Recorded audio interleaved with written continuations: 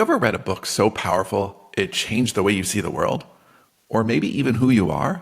Stories not only shape how we see the world, they inform what we dream about. So, of course, some books don't just entertain us. They leave their mark forever. From childhood favorites to books I probably shouldn't have read so young, or certainly shouldn't have read so young, here are 11 stories that made me a storyteller and influenced who I became as a person. This is by no means an exhaustive list. It's the first 11 books that came to mind while I was preparing for this video in the order I read them.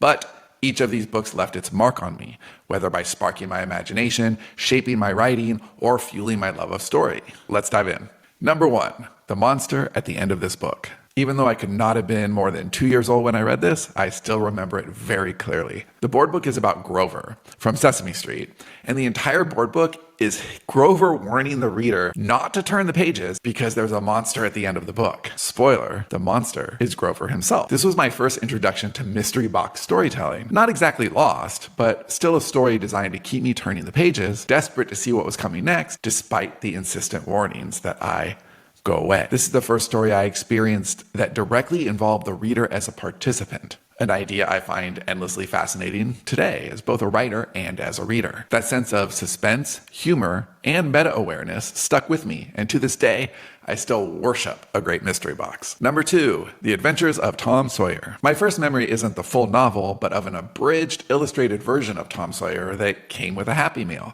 back when Grimace and the Hamburglar still ruled the restaurant world. That opening story, where Tom convinces his friends to beg him to help whitewash the fence, informed not just my storytelling, but much of my life. Even as a kid, I recognized his genius at turning work into play. Twain had a way of making even the simplest moments feel larger than life, and that fence scene is a brilliant example of both storytelling and human psychology. A blend of charm, mischief, and cleverness is something I still admire in characters, and it definitely helped shape my early love of storytelling and life living. Number 3, The Hobbit. This was my first book someone sold me on. My mom told me it was her favorite book in the whole world, and I remember finding a copy in the garage, then diving deep into the pages about 5 minutes later. I read that book cover to cover several times. Bilbo's journey from his quiet life in the Shire to Smaug's lair introduced me to the idea of the epic quest and reluctant heroes.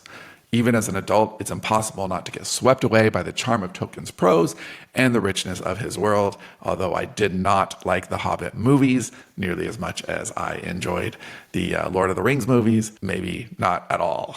But The Hobbit still reminds us that even the smallest characters can have the biggest adventures. Number 4, The Talisman. This was the first grown-up book I ever read. Swiped off my mom's nightstand when I was just 8 years old, 3 long years after reading The Hobbit. Stephen King and Peter Straub's collaboration absolutely blew my mind, and for a lot of reasons. The Talisman is about a boy who travels across 2 parallel worlds to save his dying mother. The story is packed with horror, wonder, and deeply emotional stakes. Reading this was the first time I realized how immersive and emotional a story could be, and that led me to reading everything else that King had published, including the Botman books, before 7th grade. It also taught me that 2 authors could share one story, and we all know how that turned out for me. Number 5, the Dragonlance series. Not a single book, but a full series of books that I read on repeat as a kid. What drew me into this world was the characters, their struggles, friendships, and growth, and the rich world they lived in. It was like a lot of what I loved about The Hobbit, but the language was more accessible, more for just a kid who wanted to turn the pages fast. Dragonlance showed me how powerful an ensemble cast could be, and how a well-built world could feel as real as the one we live in. I believed Tolkien's world, but I lived in the world of Dragonlance. Kryn is what it was called. I came back to this series multiple times throughout my childhood, and each one felt like returning to an old friend.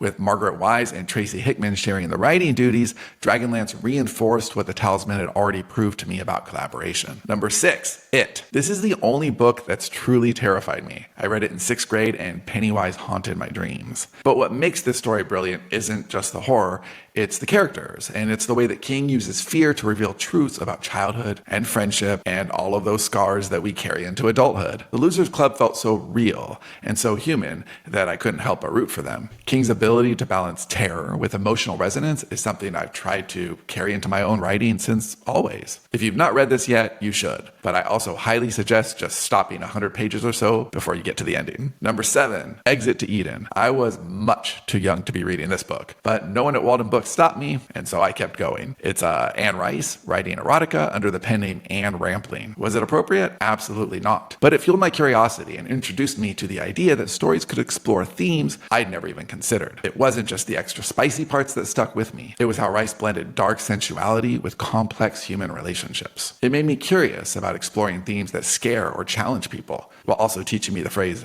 double phallus. Number 8, A Soldier of the Great War. This book was a revelation for me. It's about an old man recounting his life, from love and art to the horrors of war, in a way that had me falling hard for both the language and the scope of this epic story. Years before I ever wrote a single line, this book made me want to be a writer. It's one of those stories that reminds you how powerful and poetic narrative can be. Number 9, East of Eden. I went into this one knowing full well that it wasn't a sequel to Exit to Eden. But what made me fall in love with this book wasn't just Steinbeck's masterful storytelling, it was the companion journals he wrote while writing the book.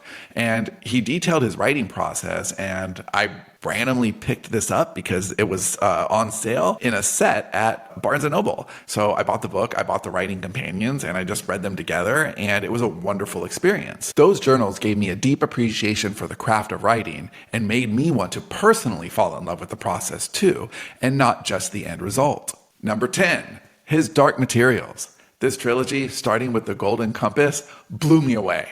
Philip Pullman had so much to say, and he hides it all behind the guise of fiction, using fantasy to explore everything from faith and science to free will and destiny. This series was proof for me that genre fiction could tackle the biggest questions without ever feeling heavy-handed. And the last book, number 11, On Writing. Stephen King makes this list for the 3rd time, but now with his memoir on the craft of storytelling. I read On Writing for the first time a few years before I finally put pen to paper, and I've revisited the book a few times since. King's honesty about the challenges of writing, paired with his practical advice, made me feel like this was something I could do, that I could get behind the keyboard and tell stories that mattered. The book is part memoir, part how-to guide, and 100% inspiring. Each of these 11 books left a mark, teaching me something about characters, world building, or the power of language. Now, I want to hear from you. What's a book that made you fall in love with stories, or one that inspired you in some way? Share your favorites in the comments. And don't forget to grab your free copy of Americana. It's like Yellowstone meets Westworld, and the link is in the description below. Maybe someday, my Americana might inspire some storyteller out there to write a story of their own. See you tomorrow!